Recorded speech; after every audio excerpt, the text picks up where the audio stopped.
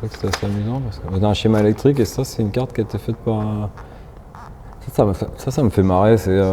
Déjà la carte, le jeu vidéo en soi c'est une carte, donc tu te balades, mais les joueurs, quand ils avaient fini leur partie, ils refaisaient la cartographie du jeu, donc ils faisaient une carte de cartes.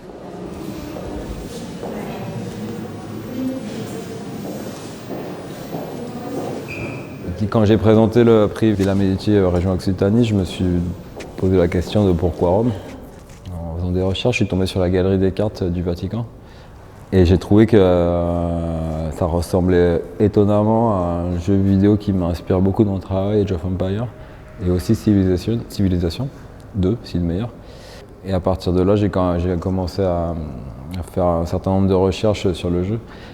Et j'ai été très étonné par le nombre de sociologues et historiens qui ont pu faire des essais, des articles sur ce jeu, parce que je n'avais pas pris l'ampleur de la portée polémique du jeu.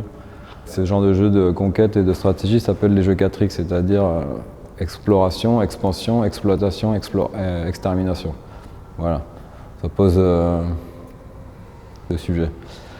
Je me suis dit qu'il serait intéressant de faire de l'archéologie de monde virtuel. J'ai cherché une partie qui aurait pu être répertoriée.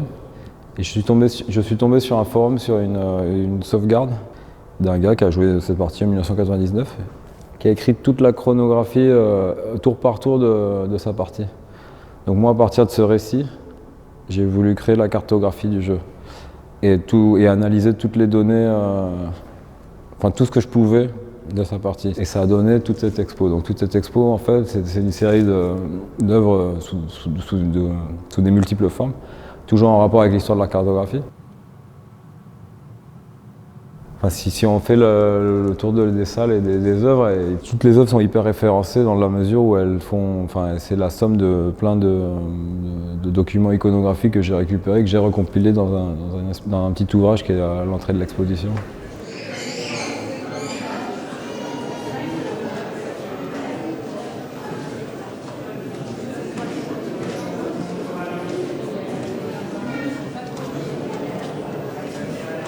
Quand je suis arrivé à la villa, j'ai contacté Samir parce que je trouvais qu'il y avait des similitudes. Je pensais que mon projet pouvait l'intéresser sous certains aspects.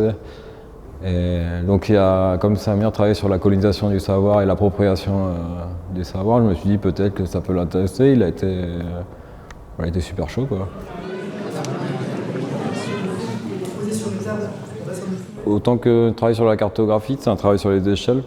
C'est-à-dire que c'est une peinture de format assez imposante, mais sur un micro-monde tout petit.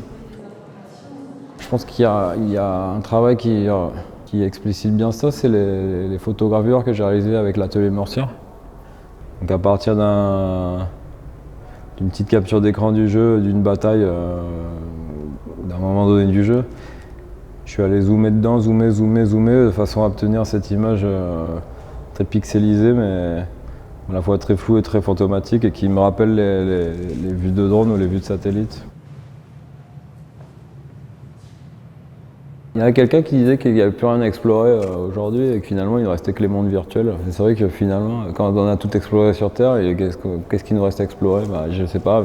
Cette sauvegarde elle fait 173 kilooctets, mais il s'est trouvé que il y avait des recherches infinies à faire là-dedans. Donc c'est ça qui m'intéressait aussi, c'est mettre le focus sur des toutes petites choses pour en faire quelque chose de grandiloquent, je ne sais pas si c'est le mot, mais... moi je m'inspire beaucoup de tout ce qui est premier jeu vidéo, monde informatique, enfin des trucs très futuristes, mais j'aime bien faire quelque chose de très primitif, tout premièrement parce que j'ai aucune compétence pour faire des choses digitales ou virtuelles ou compliquées.